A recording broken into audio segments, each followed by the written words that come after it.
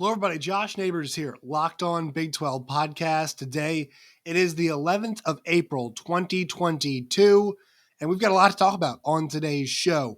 Scottie Scheffler, the former Texas Longhorn, wins the 2022 Masters. West Virginia baseball is red hot and finds themselves at the top of the Big 12 standings.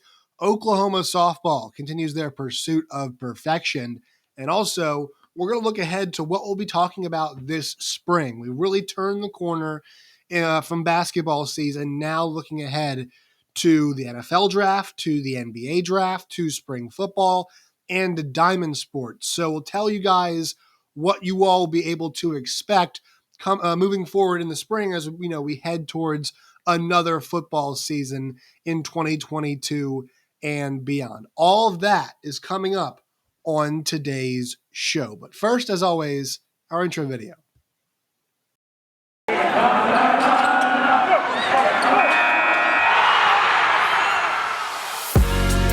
You are Locked On Big 12, your daily podcast on the Big 12 Conference, part of the Locked On Podcast Network, your team every day. Once again, hello everybody, Josh Neighbors here, Locked On Big 12 podcast. I apologize, I am still dealing with allergies. As the weather turns, I'm sure a lot of you all know out there, the pollen gets bad, the allergies get bad. So no matter how many Zyrtecs I take, it just seems like for the next week or so, I think I'm going to be in this mode where the voice sounds a bit more nasally and a bit more congested. I'm sure all of you all can sympathize with this. There's a lot of you out there that deal with the allergies. I don't have it quite as bad as some other people, but it's happening right now. The good news is it means the weather's warming up. It means it's spring, all of those things. First thing I want to touch on here, make sure you guys follow us on Twitter at LOBig12. Once again, it's at LOBig12 is where you guys can find us. You guys can find me at Josh Neighbors _. Once again, at Josh Neighbors _. You can find Locked On Big 12 wherever you guys get your podcasts, and you can find us on YouTube as well, where there will be some visual elements. First things first, we have to get to big story from over the weekend. Former Texas Longhorn, I guess you never really are former, right? You're always kind of associated. So Texas Longhorn Scottie Scheffler wins the 2022 Masters. Now, he won it by 3 strokes. He was really up 5 strokes. He 4-putts the 18th. But I had the opportunity to go on Locked On today with Peter Bukowski, who does a great job, also the Locked On Packers host, the host as well, and talk about Scottie Scheffler. This is a guy who is born in New Jersey. He moved to Dallas, and he went to Highland Park High School, obviously a high school that is really well known. And then he played 4 years of golf at University of Texas and won 3 Big 12 championships. He was also the Phil Mickelson Freshman of the Year in 2015. He won the U.S. Amateur in 2013 before he went to Texas. And he was also the best team that won the Walker Cup back in 2017, and that was during time at Texas. Also, he got to play in the 2016 U.S. Open as an amateur when he was at Texas, and he shot a 69 in the first round, which was pretty impressive, although he shot a 78. And then he also in 2017 he qualified again for the U.S. Open. So really impressive that he was able to do that twice, and once again part of 3 Big 12 championships during his time at Texas. And he's a really good ambassador for, I think, Texas, for the Big 12, for golf. There's so much conversation right now, and I heard it yesterday on the radio. What is golf going to do without Tiger Woods? What is golf going to do? Well, I'll tell you what, the ratings are not always, they're not always going to be as good if Tiger is not involved. Tiger has transcended the sport in many ways. He is a sporting figure unlike any sporting figure we've ever seen. And I mean that not just in terms, Jack Nicklaus has so many accomplishments on the golf course. He's really the only comparable player to Tiger in terms of achievement at this point in time. But just with the personal battles, the personal struggles that Tiger Woods has gone through. It makes him a folk hero. It makes him more relatable. He used to be just this dominant force, and then his fall from grace and multiple injuries and struggles with addiction, all of these things, have made, there's a lot of stuff that I think people out there can identify with in some way, shape, or form of, not being perfect. Not all about, success. There are injuries and struggles, personally and family wise throughout the entire way. It has made Tiger this kind of legendary figure that everybody in some way, I think, a lot of people, not everybody, but everybody, a lot of people in some way, shape, or form can relate to. And so I think in terms of a sporting figure, that is why his popularity has grown, because he's worked, I think his popularity has still soared and grown, although I think there is some Tiger fatigue, which I understand. I'm a huge Tiger Woods fan, absolutely massive Tiger Woods fan, always have been since I was growing up. And I've always watched golf, especially with my dad. He and I have always bonded over that, played golf, watched golf, all of those things. Always been a huge Tiger Woods fan.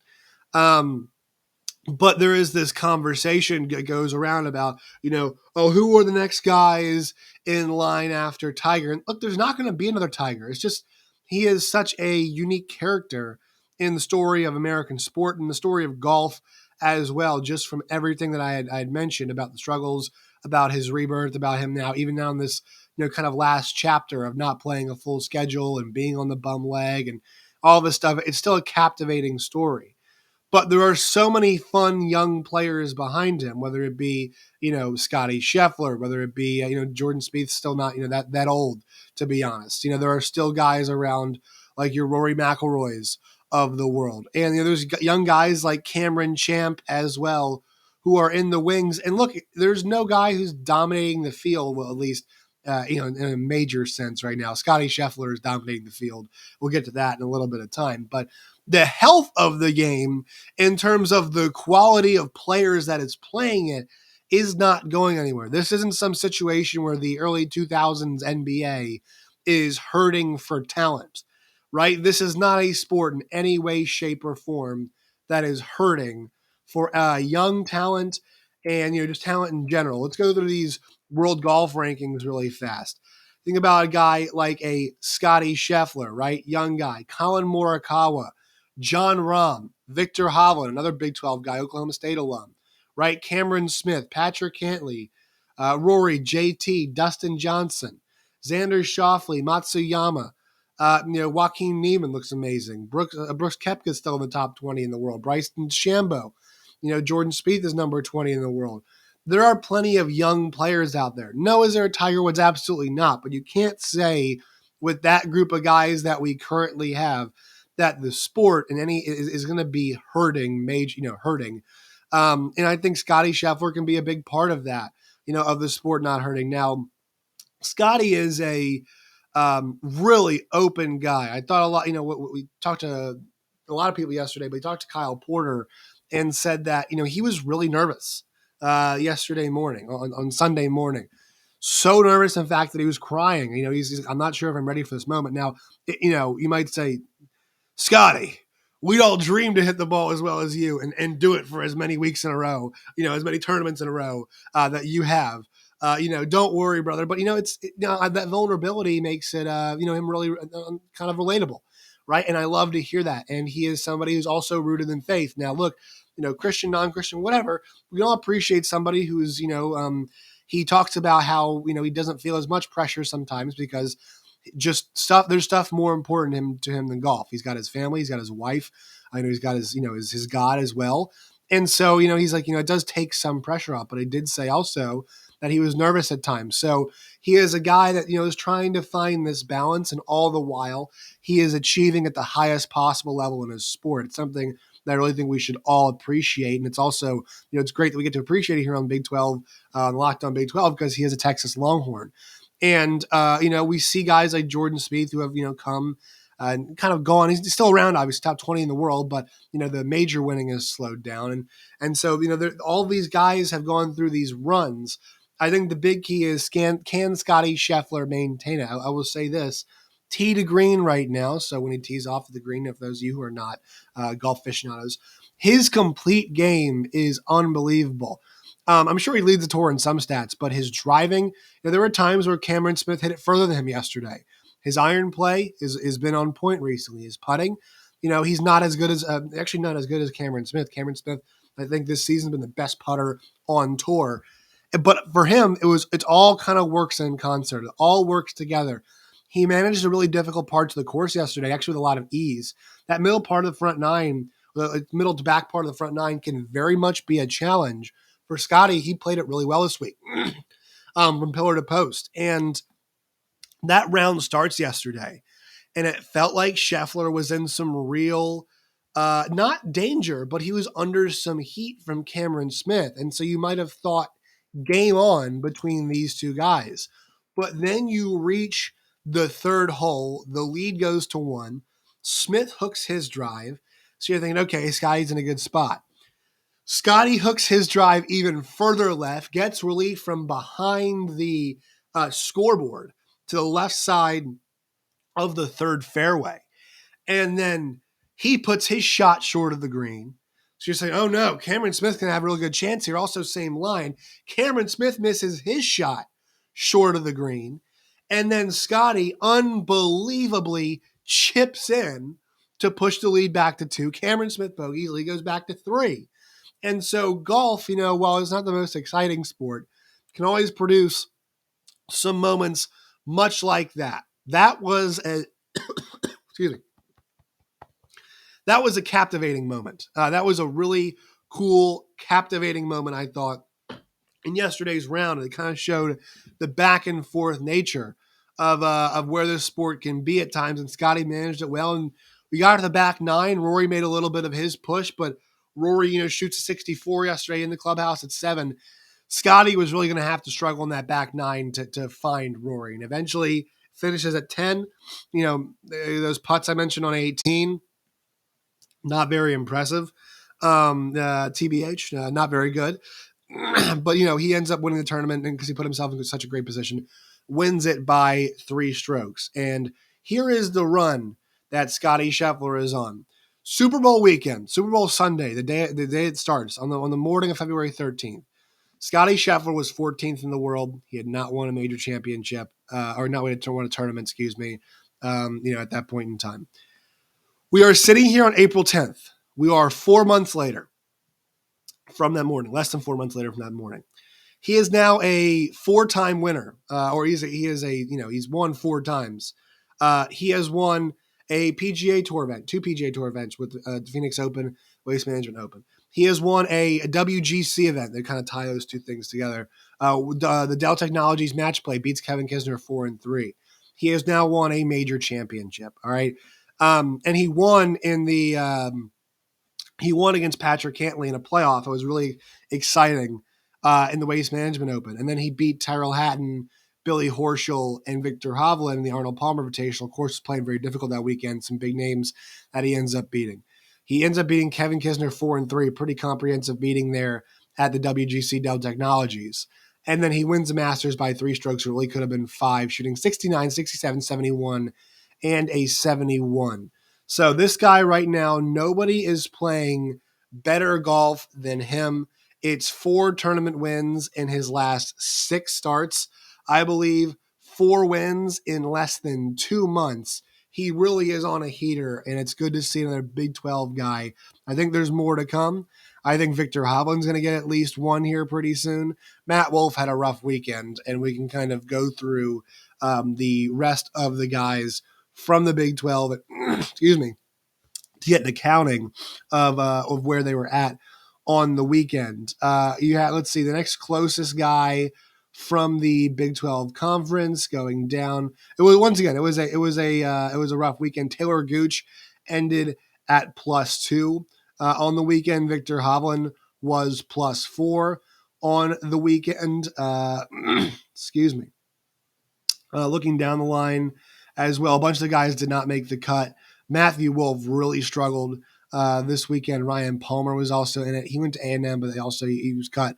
But he was A&M before they moved to the SEC. So there were 9 Big 12 guys in the field this week. Gary Woodland, Abraham Answer was there. Oklahoma State sent 3 with Wolff.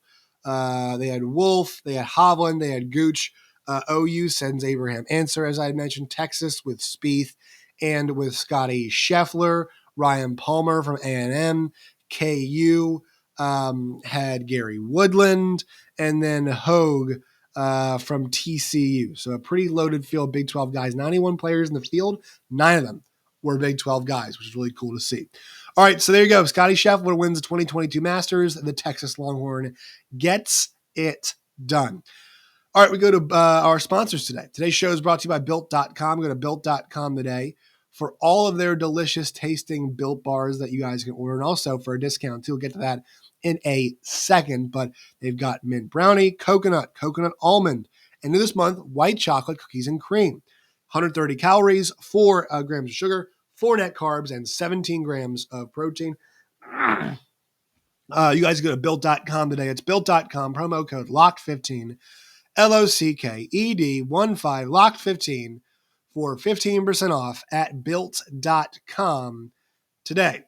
All right, next thing we got to get to. West Virginia baseball, red hot right now, are the Mountaineers. This is not a team that we thought coming into the season was going to be contending, at least I didn't think so, for the Big 12.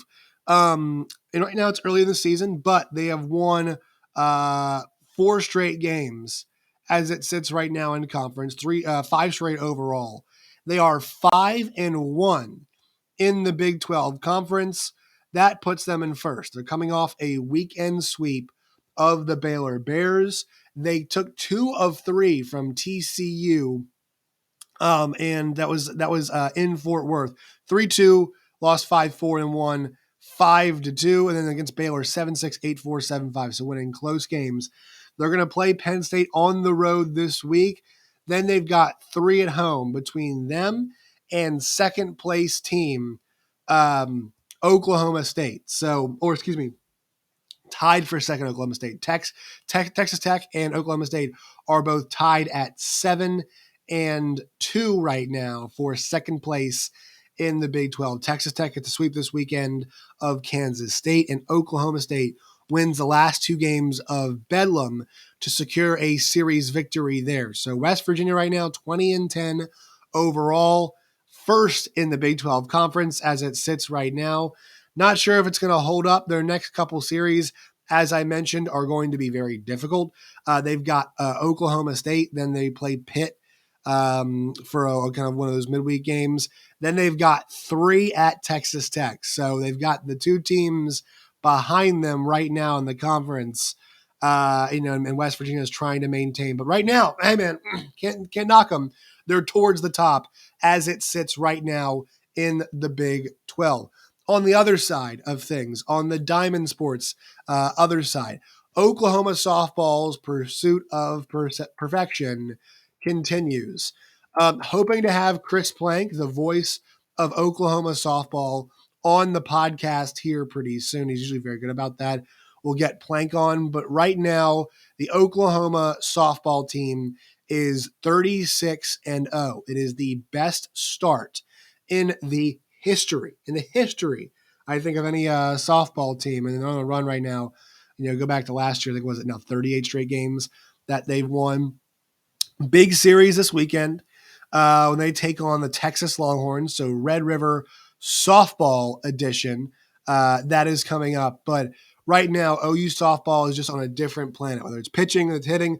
They've got everything working right now. And so we're going to talk to Chris Plank, hopefully coming up here pretty soon, to figure out how Patty Gasso's teams just continue to get better. And it just seems like, hey, if you want to play college softball, if you are an elite talent, it's almost like it really is the UConn of it's the UConn of softball at this point in time. What UConn's built on the women's side with Gino Oriyama. This is what Patty Gasso has built at OU. And I mean, we talk about the most dominant programs. Patty Gasso, I mean, she's kind of the coach right now. Like, look across the Big 12 in all sports, and I might be missing some in the lower levels, but just talk about like football, basketball, men's and women's, baseball, softball, all those things we consider to be major sports right now. Softball, Oklahoma women's softball is like the most dominant program in the Big, almost Pac-12, in the Big 12 period. End of discussion right there. So it's impressive to see what Patty Gasso, what she's built, but like this season's just kind of it's almost a culmination of all of it. Now, look, one bad weekend and you can get sent home in the NCAA tournament, but beating them once is hard enough, it appears right now. Beating them twice, yikes. Good luck with that. All right, one more quick word from our sponsors. I'll talk about what's coming up on the show here as we move into spring. Today's show is brought to you by BetOnline and BetOnline.net. It's the number one source for all of your sports betting stats and info. Find all the latest developments, league reviews, and news, including this year's basketball playoffs and the start of the Major League Baseball season. BetOnline is your continued source for all things wagering, from live betting, playoffs, esports, and more. Head to the website today to use your mobile device to learn more about the trends and the action. BetOnline, it is where the game starts. All right, folks. So last thing we're going to touch on today is what we're going to do, where we go from here in terms of the content of the show. Well, right now I'm reaching out to the various Big 12 schools, trying to get interviews with a variety of people, and especially trying to spring football route. We'll try to get some of those guys on, some players, maybe some coaches as well, to talk spring football, how things are going for these teams, outlooks and things like that. So we'll start diving into that. Going to have updates on spring sports, going to have some general conversations about the health of the Big 12 conference, right? Some conversations about, hey, how are things now? OU and Texas are looking like they are on the way out. How are things with the new 4 teams coming in? When will we see them? How are things on the new search for the search, let's say, for the new commissioner? How are things when you compare the Big 12 to the Pac-12 and the ACC? Because I don't think it's to the level of the Big 10. Well, in basketball, obviously, we know the Big 12 is the best league. But I think really just taking this spring to go a bunch of different directions, to do some cool interviews, and would love to hear your all's feedback. And I'll be doing a lot of team-specific stuff. But if there's something in particular you all want to hear, please let us know in the comments section. Love to get the feedback. Always respond to it well. And there's some type of guest that you guys like to have, some kind of conversation you'd like to have, let me know. Our Tuesday nights, our roundtables are really going to dive into some of those bigger picture questions. This week on the Cover 3 podcast, I heard them talk about, hey, is the Big 12 conference more comparable to the AAC than the ACC and the Pac-12? And I was like, what are we doing here? Do you watch the league? No. The AAC is not closer to the Big 12, especially those new teams coming in, than the Pac-12. It's not. BYU just ran to the Pac-12 South. They're about to come join the conference, and this year Utah was the best. That the Pac-12 had, awesome team, but Oklahoma State and Baylor are both better from pillar to post. You could argue Oklahoma probably a better team than Utah as well this season. So many compelling things to talk about. From these perspectives and. So interviews, spring football, draft coverage, NFL draft is coming up here in the next couple months, a month and a half or so. We get the exact date, so we'll hit on that, and also the NBA draft too, because there's going to be some Big 12 players going in the NBA draft. So a lot of those conversations are coming up. Very excited to do it. That will do it for today's show. Make sure you follow us on Twitter at LOBig12. You guys can follow me at JoshNeighbors_. Till next time, my friends, as always, stay safe.